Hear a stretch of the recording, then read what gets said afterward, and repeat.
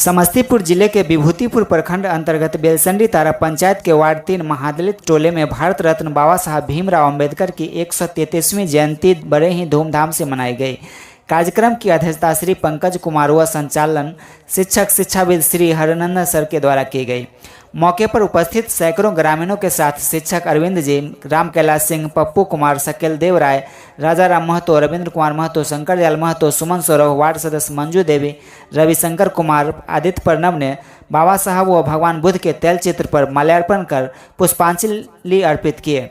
बाबा साहब के जयंती के अवसर पर वक्ताओं ने अपने अपने विचार रखते हुए बाबा साहब डॉक्टर भीमराव अंबेडकर के जीवन, संघर्ष, त्याग, बलिदान की चर्चा करते हुए समाज में व्याप्त पाखंड और ब्राह्मणवादी प्रपंच पर चोट करते हुए अपने अपने आने वाली पीढ़ी को इससे बचाने पर जोर देते हुए SC, ST, OBC वर्ग के लोगों पर किए गए व किए जा रहे अत्याचार, अपने वाजिब हक से वंचित किए जाने की चर्चा करते हुए अपने मताधिकार का प्रयोग सोच समझकर किए जाने पर बल दिया गया ताकि मनवादी ब्राह्मणवादी के गलत इरादे पर पानी फिर सके व संविधान को बचाया जा सके। इस जयंती समारोह में उपस्थित हमारे गुरुदेव श्री हरिनंदन बाबू, कैलाश बाबू, अरविंद जी, सकलदेव बाबू एवं इस कार्यक्रम में उपस्थित छोटे छोटे नन्हे मुन्ने बच्चियां एवं माताएं एवं बहनों, साथियों, आज जो हम लोग यहाँ पे एकत्रित होके बाबा साहब का जो जयंती मनाने का काम कर रहे हैं, इसका कुछ ना कुछ उद्देश्य जरूर होगा। जयंती उनका मनाया जाता है जिनमें कुछ खास होती है और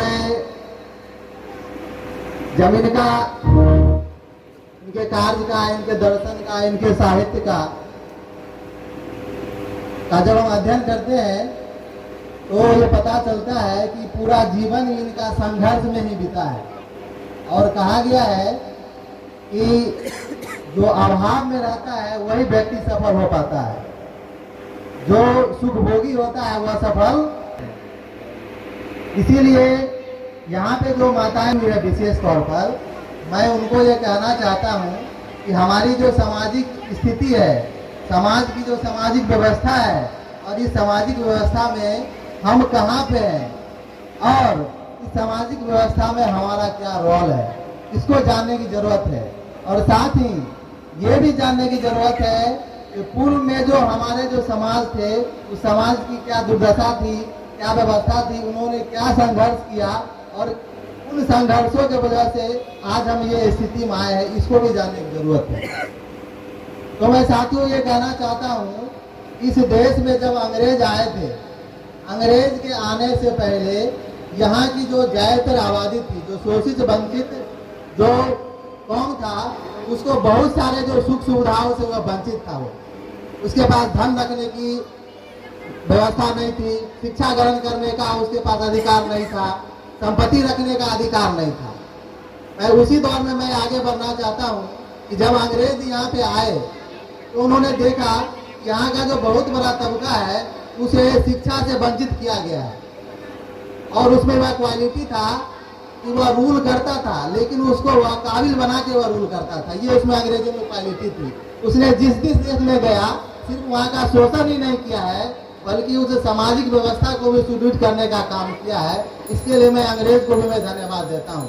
अगर वो अंग्रेज नहीं आते तो शायद हमारे समाज के जो ज्योतिबा फूले है, सावित्रीबाई फूले है, छत्रपति साहू जी महाराज है, उसके बाद डॉक्टर BR अम्बेडकर जैसे ग्रेट पर्सनालिटी समाज में उभर के नहीं आ पाते। इसीलिए मैं उनको धन्यवाद देना चाहता हूँ।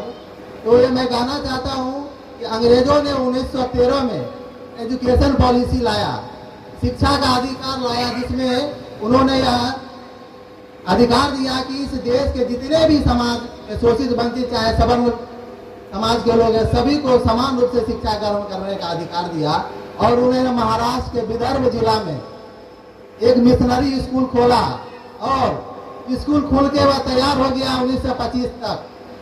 1913 में वह स्कूल खोल के तैयार हो गया। उसमें उस समय के अंग्रेज स्कूल उसमें टीचर उसमें बहाल हो गए, लेकिन 1925 ईस्वी तक उस स्कूल को चलने नहीं दिया गया। साथियों, वो स्कूल को कौन नहीं चलने दिया गया, ये हमें बोलने की जरूरत नहीं है। इस समाज में जो बड़े बुजुर्ग लोग बैठे हुए हैं, वह समझ रहे हैं और जान रहे हैं कि समाज के जो बहुत बड़े जो जातिवादी लोग थे, सामंतवादी लोग थे, उन्होंने इस स्कूल को 1925 तक चलने नहीं दिया गया, जबकि सारी सुख सुविधाएं वहां पर उपलब्ध थी। उसी बीच में हमारे समाज के एक महापुरुष का जन्म होता है 1927 में, जो ज्योतिबा फूले के नाम से वह जाने गए। और उन्होंने उसी विदर्भ स्कूल में जब पढ़ना शुरू किया, जब उन्होंने पढ़ाई की, उनका एक साथी था, वह भट्ट ब्राह्मण था, होने लगी, उनको न्योता दिया, कहा कि आप भी हमारे शादी में आप शरीक करें और हमारे शादी में चले। और ज्योतिबा फूले ने उसको न्योता को स्वीकार कर लिया। जब उस शादी में चले तो उस समय में यह बिजली बत्ती नहीं हुआ करता था, माथा पे लालटेन लेके लोग रास्ते में उस रात में वह आगे बढ़ रहे थे। उसी बीच में ज्योतिबा फूले भी उस ब्राह्मण के साथ ही साथ कदम से कदम मिला के आगे बढ़ रहे थे। उसी बीच वहां के जो पेशवाई है, जो भट्ट ब्राह्मण, उन्हें देखा कि एक माली जाति का, अछूत जाति का व्यक्ति हमारे बारात में कैसे वह आ गया, और उसको गर्दन पर हाथ देकर उसको ठेल दिया और वह जाके नाला में गिर जाते हैं और उनको बहुत पीड़ा होती है, उनके दिल पर बहुत ठोस पहुंचता है। तभी उन्होंने निर्णय लिया कि क्यों न मैं अपनी आत्महत्या कर ली, और उस पहाड़ की तरफ चल जाते हैं। जब वह पहाड़ पे जाते हैं तो वहाँ एक विचित्र स्थिति वहाँ पे देखते हैं। उस अंधेरी रात में एक व्यक्ति है, अर्धनग्न अवस्था में वह खड़ा है और उसके गले में हांडी है और कमर में झाड़ू है। वह उस व्यक्ति से पूछते हैं, तुम्हारा ये स्थिति क्यों है, तुम्हारे गले में हांडी और कमर में झाड़ू क्यों है? क्योंकि आज जो हमारा समाज है वह गले में हांडी और झाड़ू वह भूल गया है, वही याद दिलाने के लिए मैं यहाँ आया हूँ। और वह व्यक्ति कहता है, मुझे गले में हांडी इसीलिए है क्योंकि मुझे इस पृथ्वी पर थूक फेंकने का भी अधिकार नहीं है, मैं थूक भी फेंकता हूँ तो मैं इसे हांडी में फेंकता हूँ। कहा कि आपको कमर में झाड़ू क्यों है? झाड़ू इसीलिए है क्योंकि जब मैं रास्ते से चलता हूँ उस रास्ते पर मेरा पद चिन्ह उत्कृष्ट हो जाता है, जिससे अगर कोई ब्राह्मण या पेशवाई, अगर ऊंचे जाति के लोग इस रास्ते से जाएंगे, उसके चिन्ह पर, इस हमारे चिन्ह पर उसका पैर पड़ जाएगा तो वह अपवित्र हो जाएगा। इसीलिए झाड़ू, जब हम आगे बढ़ते हैं तो झाड़ू हमारा चिन्ह को मिटाते हुए आगे बढ़ता है। ताकि तुम रात में क्यों हो? अगर रात में मैं इसीलिए हूँ क्योंकि रात में परछाई नहीं बनती है, मुझे सुबह और शाम में चलने की आजादी नहीं है। क्योंकि सड़क के किनारे ब्राह्मणों का घर हुआ करता है और उस सड़क के किनारे से मैं जब गुजरूंगा सड़क पे तो मेरी परछाई उसके सड़क पे, उसके घर पर चली जाएगी, जिससे उसका घर अपवित्र हो जाएगा। इसीलिए मुझे दोपहर के चिलचिलाती धूप में और रात में मुझे चलने की आजादी, इसीलिए मैं रात में घूम रहा हूँ। ज्योतिबा फूले ने देखा और आश्चर्य किया, जब यह व्यक्ति पर इतना अत्याचार जुल्म हो रहा है, इसका इतना शोषण हो रहा है, ये व्यक्ति बोल क्यों नहीं रहा है, आवाज क्यों नहीं उठा रहा है? और मुझे थोड़ा सा ठोट पर हाथ दिया गया तो मैं आत्महत्या करने के लिए मैं चला आया हूँ। और उस समय उनके जागृति आती है, वह कहता है कि मैं पढ़ा लिखा हूँ, इसीलिए हमारे अंदर ये चेतना आई। ये पढ़ा लिखा नहीं है, इसीलिए इसके अंदर चेतना नहीं आ रही है, इसीलिए जुल्म और जाति ये झेल रहा है। उसी समय ज्योतिबा फूले कहते हैं, जो एक ही मात्र है, एक शिक्षा नहीं होने के कारण ये इतना जुल्म झेल रहा है। उसी समय कहते हैं, शिक्षा बगैर मति गई, मति बगैर नीति गया, नीति के कारण धन नहीं है, धन के कारण दरिद्रता होता है, दरिद्रता के कारण शुद्ध और अतिशुद्ध पैदा हुए हैं। साथियों, मैं ये कहना चाह रहा हूँ कि सिर्फ एक शिक्षा नहीं होने के कारण हमारी जो सामाजिक अवस्था है, ये व्यवस्था है, ये हमारी जो स्थिति है, यहाँ पे आके पहुँच गई है। मैं इसीलिए मैं कहना चाहता हूँ, जो बाबा गाडगे ने कहा था कि हम रोटी हाथ पर खाएं, हथेली पे खाएं, अगर मुझे शिक्षा ग्रहण करने के लिए मुझे थाली भी बेचना पड़े तो मैं सिर्फ थाली को बेच के मैं अपने बाल बच्चों को पढ़ाने का काम करे। मैं ये कहने के लिए आया हूँ, ये जो धार्मिक जो उन्माद पैदा किया जा रहा है, लोग धर्म और पाखंड में जो डूबे हुए हैं, इससे आपका कोई भला नहीं होने वाला है। आप देख रहे हैं हमारे समाज में, हमारे समाज के लोग ज्यादातर मेहनत मजदूरी करते हैं, उससे ज्यादा कोई मेहनत करता है? अगर मेहनत करने वाले के पास यदि पैसा होता तो सबसे ज्यादा पैसा मजदूर के पास होता। आखिर उसके पास पैसा क्यों नहीं है? क्योंकि जहां पर उसको एफर्ट लगाना चाहिए, जहां पर उसको काम करना चाहिए, वहां पे काम नहीं कर रहा है। जहां उसको खर्च करना चाहिए शिक्षा पर, वह साल में 365 दिन होता है। अगर आप पर्व की बात करें तो लगभग 1100 कुछ पर्व मनाया जाता है इस भारत में, यानी कि एक दिन में 4 पर्व मनाया जाता है।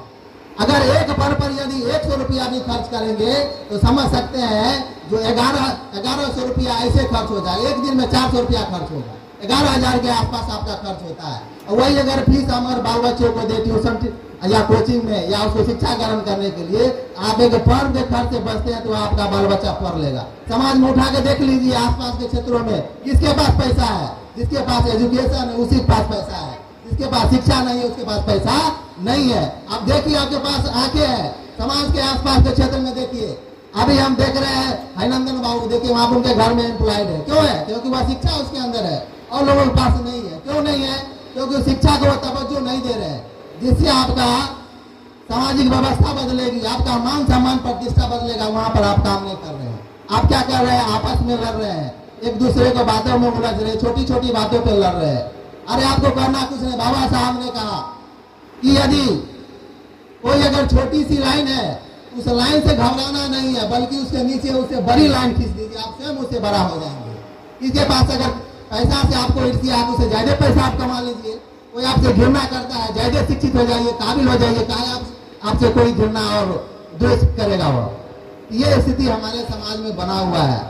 तो हम ये कह रहे हैं, जो अगर पूजा पाठ करने से, यदि धर्म कर्म करने से यदि हमारी सामाजिक व्यवस्था बदल जाती, तो हमारे बाप दादाओं, मेरे पुरखों की सामाजिक व्यवस्था क्यों नहीं बदली? उन्होंने क्यों उन पर जातीय द्वंद्व झला गया? उन्होंने क्यों प्रताड़ित हुए?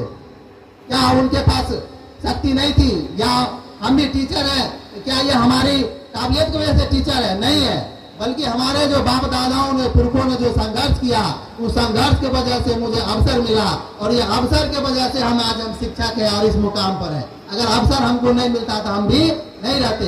हमारे जो पुरखे हैं, बाप दादा हैं, उनको भी अवसर नहीं मिला, इसीलिए उस जगह पर वह नहीं जा पाए। इसीलिए जो हमको जो अवसर मिला है, इसको भूलने की जरूरत नहीं है। मैं उनका नाम मैं इसीलिए लिया क्योंकि उन्हीं के बदौलत ये बाबा साहब इस काबिल पहुंचे हैं। तो जब उनको यह मालूम हुआ कि शिक्षा के कारण हमें शूद्र और अतिशूद्र बनाया गया है, वो उन्होंने निर्णय लिया कि मैं अपने समाज को जब तक मैं पढ़ाऊंगा लिखाऊंगा नहीं, तब तक मेरा समाज आगे नहीं बढ़ सकता है। उन्होंने कहा कि मैं समाज से नहीं, पहले मैं अपने घर से शुरुआत करता हूँ, और घर से ही नहीं बल्कि घर में जो हमारी पत्नी अनपढ़ है, मैं पहले अपनी पत्नी को पढ़ाऊंगा।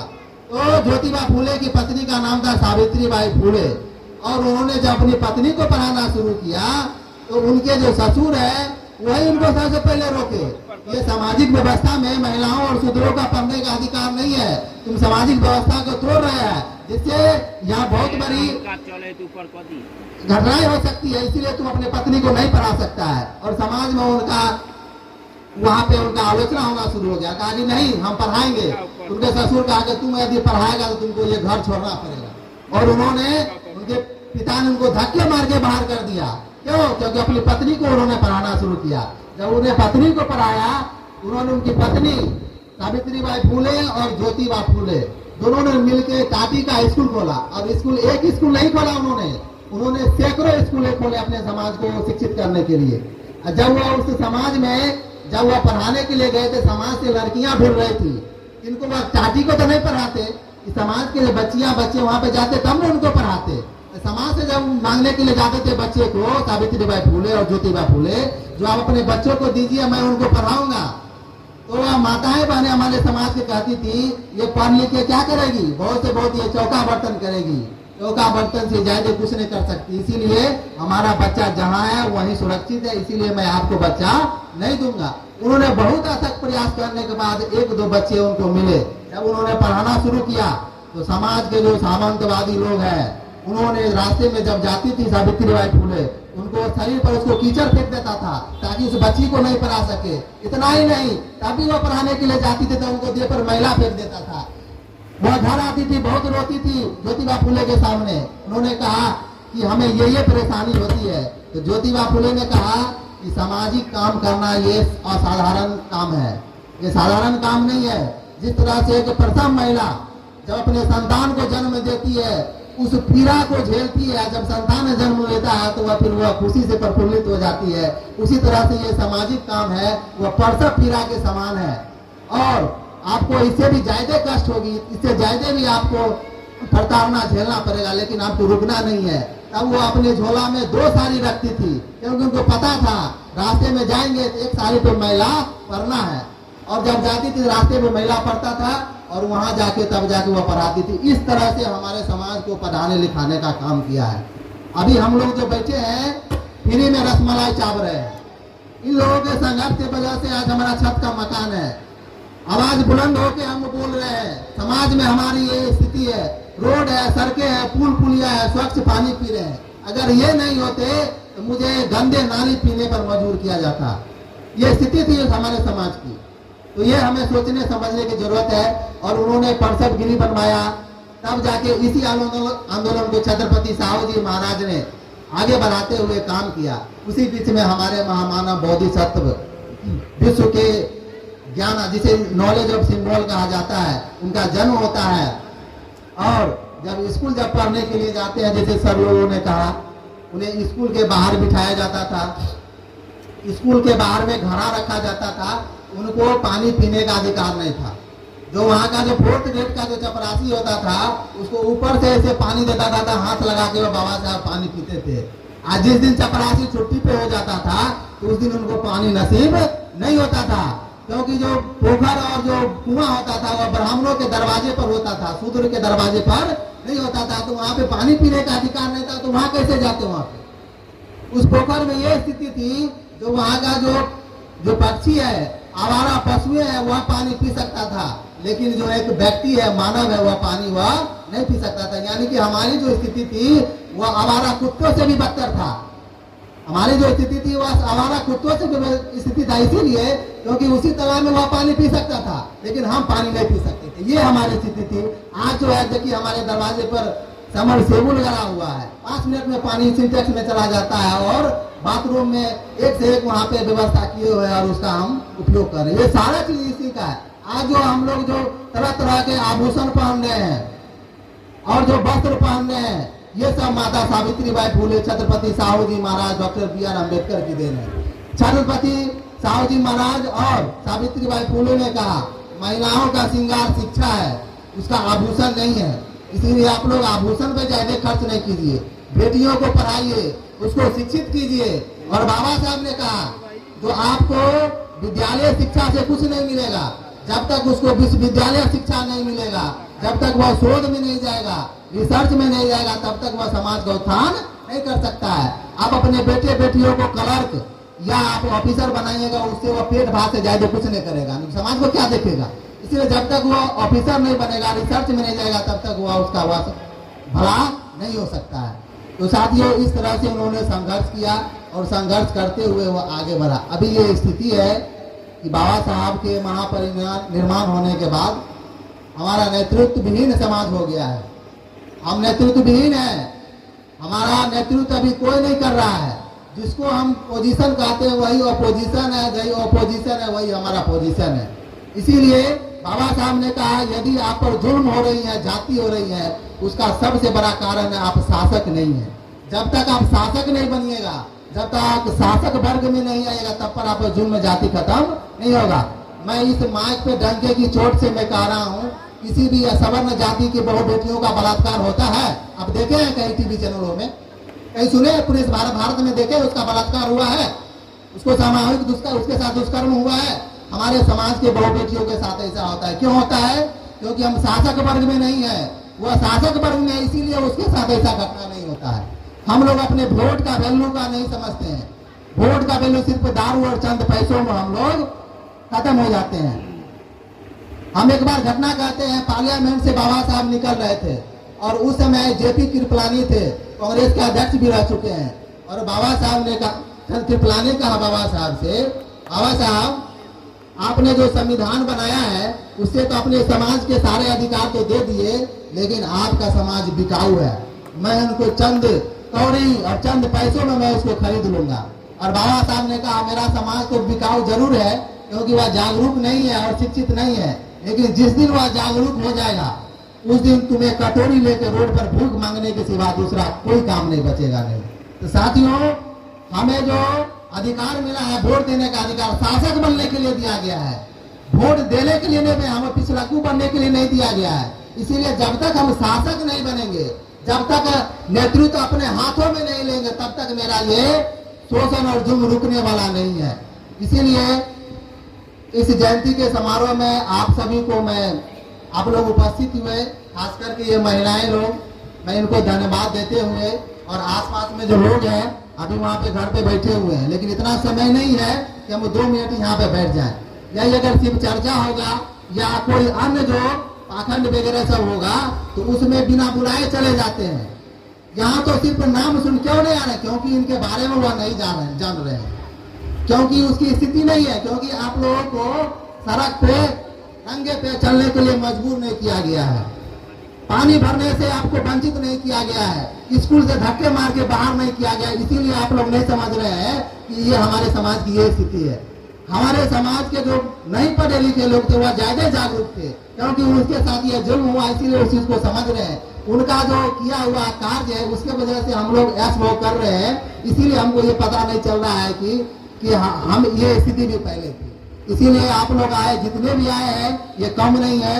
मैं आप लोगों को नमन करते हुए मैं आप लोगों को धन्यवाद देता हूँ, और बाबा साहब को पुष्पांजलि अर्पित करते हुए मैं अपनी बातों को यहीं पे समाप्त करता हूँ। जय संविधान, जय भारत, जय भीम। कार्यक्रम में उपस्थित हमारे गार्जियन तुल्य और नंदन सर, कैलाश सर, पंकज जी और हमारे पप्पू जी, हम लोग हमेशा इस बात को लेकर के चर्चा करते रहते हैं कि हमारा समाज आज जो भी मुकाम पर पहुंचा है उनका देन जो है हमारे बाबा साहब अम्बेडकर जी का है, और आज बाबा साहब भीमराव अम्बेडकर जी का 133वां जयंती मनाया जा रहा है। तो हम लोग ने इस दिशा में प्रयास करते हुए ये विचार किया कि इनकी विचारधारा वो जन जन तक पहुंचाया जाए, और हम लोग एक मिशन के तहत इस पर कार्य करते भी रहते हैं। और मुझे इस बात से बहुत दुख होता है कि बाबा साहब अम्बेडकर जी का इतनी बड़ी देन है जिनको कभी भुलाया नहीं जा सकता है, और हमारे समाज के लोग इन्हें पहचानते तक नहीं है और जानते भी नहीं है, और इनकी विचारधारा को आगे बढ़ाने की जरूरत है।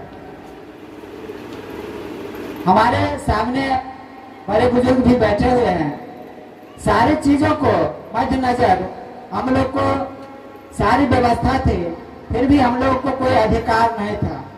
यहाँ तक कि हमें अच्छे वस्त्र पहनने का भी अधिकार नहीं था, मकान बनाने का अधिकार नहीं था, पढ़ने का अधिकार नहीं था।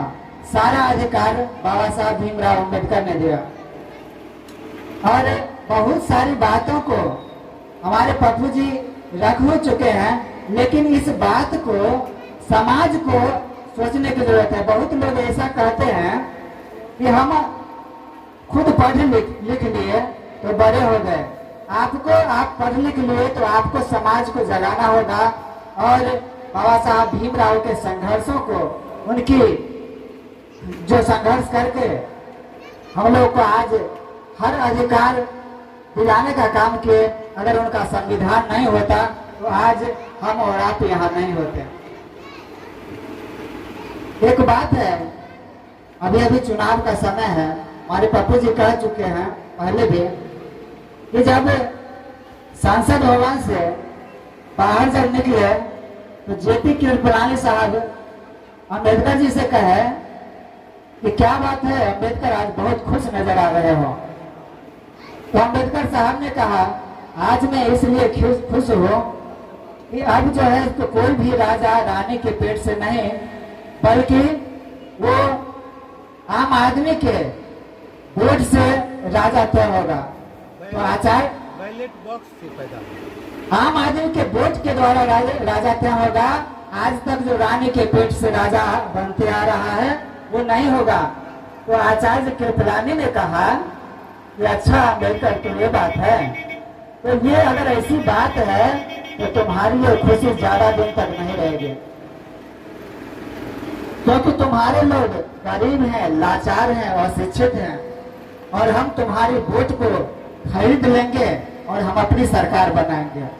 तो अम्बेडकर जी कहे कि हमारे लोग अशिक्षित हैं, गरीब हैं, लाचार हैं, हमारी वोट को तुम खरीद कर अपनी सरकार बनाओगे, लेकिन याद रखना जिस दिन इस वोट के कीमत को हमारे लोग पहचान लेंगे, उस दिन तुम कटोरा लेकर के भीख मांगने के बराबर भी नहीं रहोगे।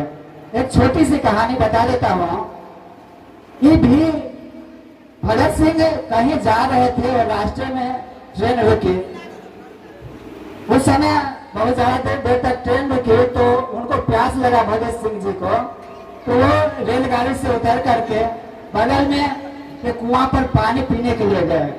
तो वहां उन्होंने देखा कि एक आदमी सर पर बोझ लिए हुए है और धूप में खड़ा है, कुआं के पास खड़ा है, लेकिन कुआं पर पानी पीने के लिए नहीं जा रहा है।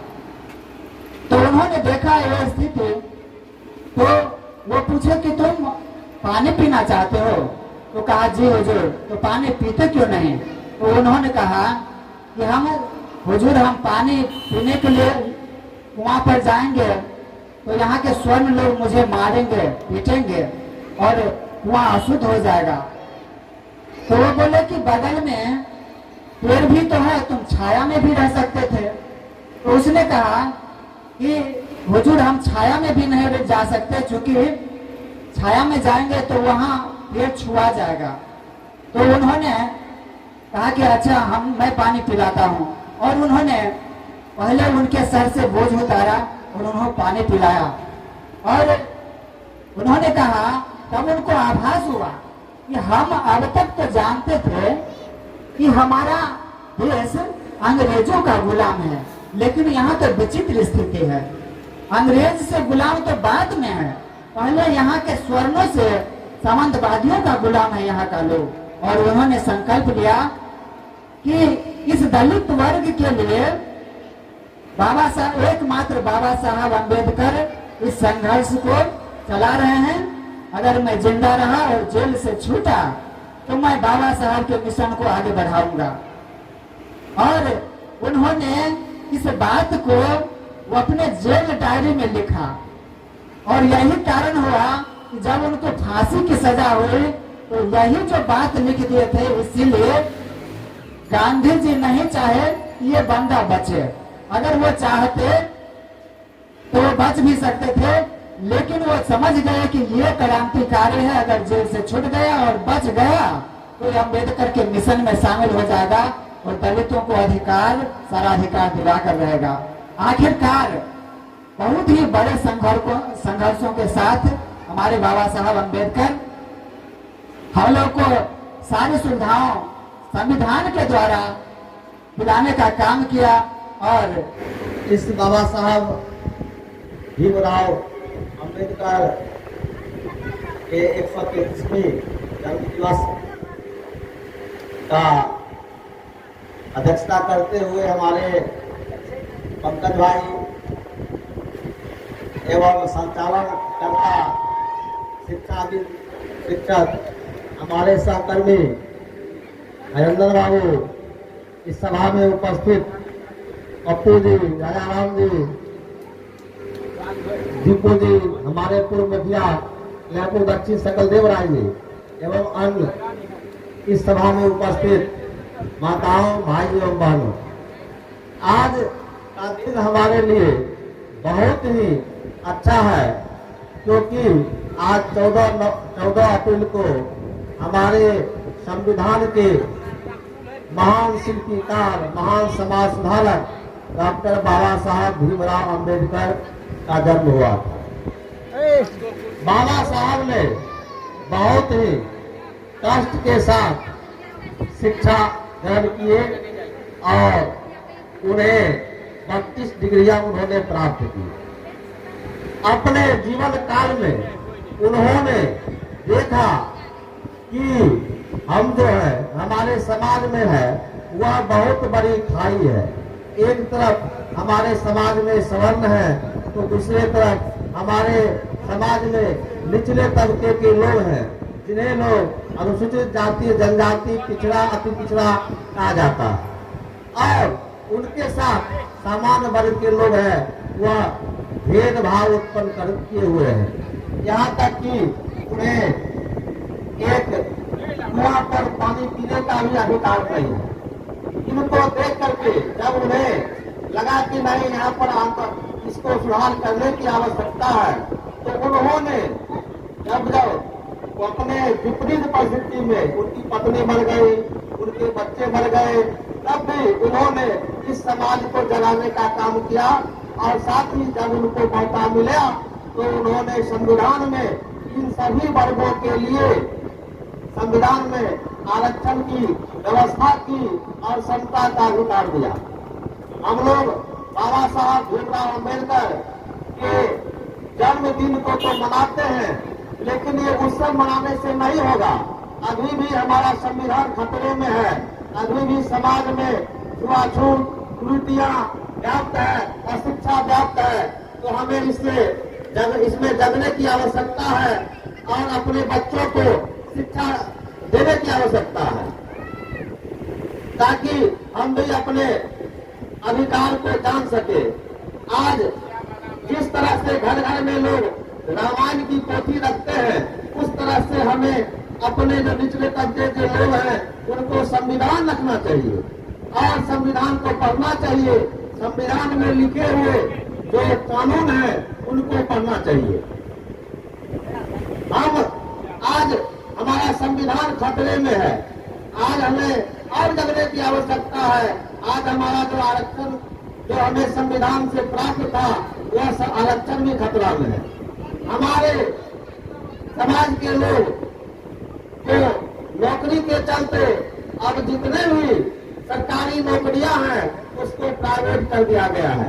आप कहेंगे कि संविधान में हमारा आरक्षण कैसे खतरा में है, तो आप देखिए कि पहले संविधान में लिखा हुआ था और संविधान में है कि सामान्य कोटि का मतलब होता है कि जितने भी कमजोर तबके के बच्चों को और अधिक मार्क्स आ गया तो वो सामान्य कोटि में जाता था। लेकिन अब ऐसा नहीं है। अब है कि आपका आरक्षण अगर 15% है, 12% है, 18% है, 100 में आपके बच्चों को नंबर कितना भी अधिक आएगा, लेकिन आपको 18 व्यक्ति का ही नियुक्ति होगा। अब ये जान लीजिए कि क्या संविधान खतरे में है या नहीं है। और 50% जो अनरिजर्व सीट है उसको देखिए, वहां पर में कम मार्क्स वालों को नौकरी हो जाती है और हम लोग उन्हें देखते रहते हैं। तो प्यारे भाइयों एवं बहनों, सज्जनों, हम इस मंच से यही आग्रह करते हैं कि आप शिक्षित होइए, संगठित होइए और सत्ता के लिए संघर्ष कीजिए, क्योंकि आप देखते हैं कि आपको देखने वाला कोई नहीं। आपका जो भी नेता हो, जो भी हो, चुन के जिनको भेजते हैं या जो भी हो, तो वो आपको देखने वाला नहीं है, वो अपना देखने वाला है। इसलिए सबसे पहला चीज है कि अपने बच्चों को पढ़ाइए, लिखाइए और एक अच्छा नागरिक बनाइए। इतना ही कह करके मैं अपनी वाणी को विराम देता हूँ। जय हिंद, जय भारत।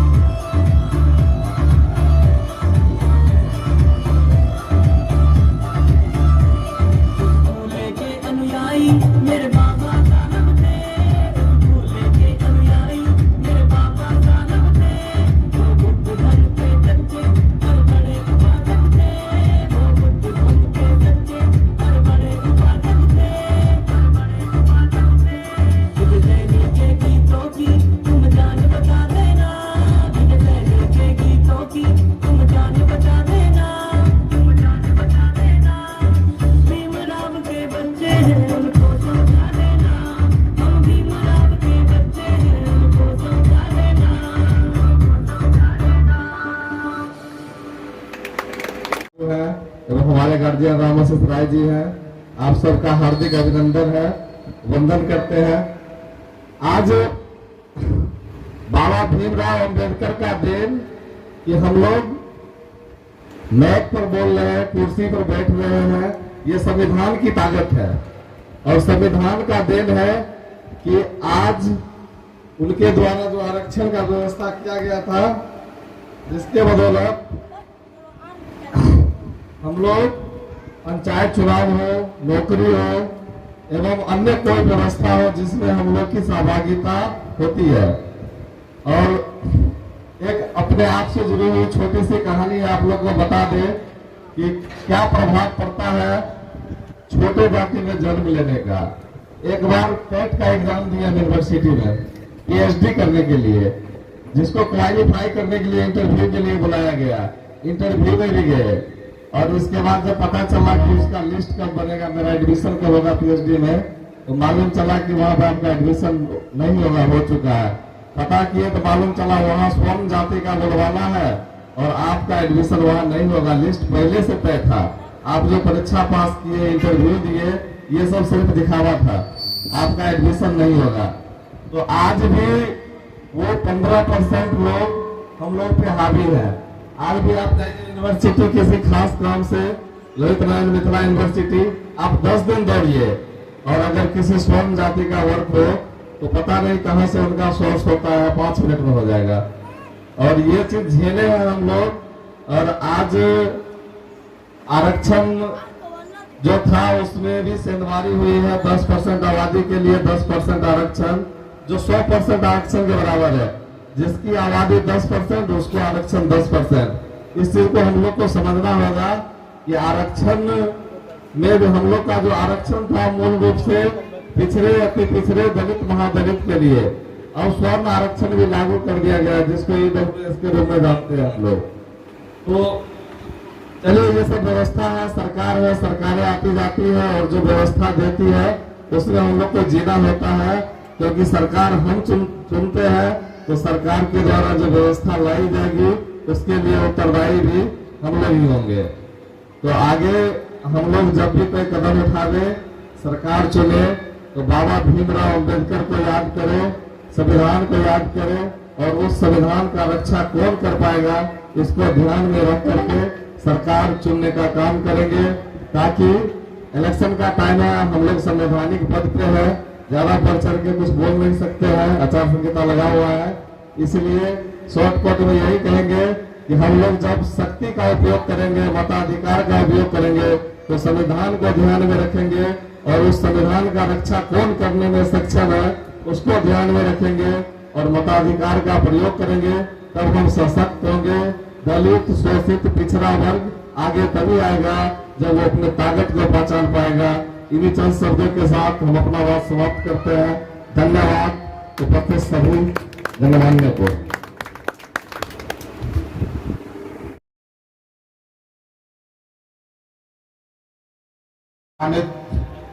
व्यक्ति, माता, बहनें एवं प्यारे बच्चे, आप दूर से चलकर आपने अपना बहुमूल्य समय दिया इस कार्यक्रम को सफल बनाने के लिए।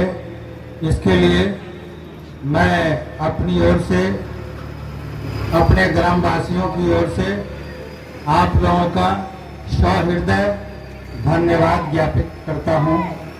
जय हिंद, जय भारत, जय बाबा भीमराव अम्बेडकर। धन्यवाद। Hello hello